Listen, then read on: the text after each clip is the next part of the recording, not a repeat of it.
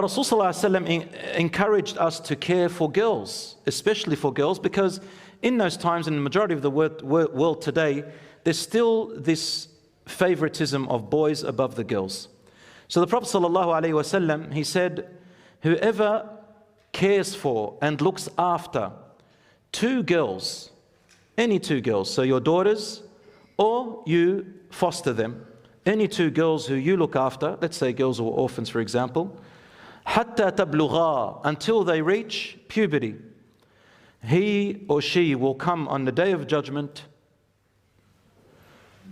me and him and her together on the same plane. And he did this with his fingers. We will be together. Wherever I go, you'll be there with me. The hadith is in Sahih Muslim.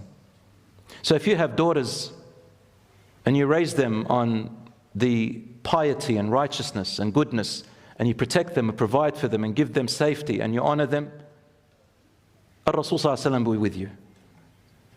And in another hadith, they will be your protection from any punishment you deserve. They will be used to protect you and be forgiven. One woman said, Ya Rasulullah, I had one daughter who died. He said, if you are patient, she will be your guard on the day of judgment. Or a boy. The Prophet ﷺ used to treat his daughters. He only had daughters, and he had one son that died, and one before, it is narrated, before he became a prophet. His four daughters were Fatima, Zainab, Kulthum, and Ruqayya radiyallahu anhum hunna ajma'een. He loved Fatima the most, which teaches us that you must treat your children equally, but you can love one more than the other. That's something you cannot control. But don't show that love in front of your children or behind their backs more. So don't favor them with extra care, but you can love them more. Whenever Fatima radiallahu anha, she was the youngest, whenever she entered and the Prophet ﷺ was sitting, he would get up with a cheerful face, go up to her, kiss her on her forehead, and then he would place her in his place. He made her feel grand, amazing. And that is why when the Prophet ﷺ died, she was the only one left. His other three daughters died and he buried them all, sallallahu alayhi wasallam.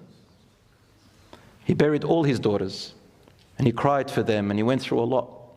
And his daughter Fatima, she used to come in, and when he was sick, he usually always got up. This time he didn't get up and she fell to the ground crying, saying, Atu'aku'akan ya Abi, are you going through immense pain, you? He said, yes, it's okay. There is no more pain upon your father after this day. And it's a long story, because she knew he would get up, he would never fail to get up. That means that day he became unable to stand. Do you understand, brothers and sisters, the hanan, the compassion and the mercy that Rasul ﷺ is showing? Even in times of firmness, he used to say to them firmly, but kindly. He would not just let them get away with it. Of course, they didn't. So, for example, Mu'adh was a teenager and he used to say to him, Afattanun anta ya Mu'adh? He used to do something that caused a bit of trouble with people, and then he used to say to him, are you a troublemaker, Mu'adh? Do you like making people fight? He said, no, Ya Rasulullah. I said, then do this and do that. So Rasulullah didn't let children get away with it, but the way he did it was with compassion. My brothers and sisters, and lastly, he used to get the consent of his daughters before marriage. Every single one of his daughters were not married without their consent, and Rasulullah used to take them aside and make sure that his daughter truly and honestly wants this man. He married Ali radiallahu anhu, his first cousin, to his most beloved Fatima, and he married two of his daughters to Uthman radiallahu anhu and Zainab radiallahu anha, to a man who had converted to Islam later on. We'll come to her inshallah, because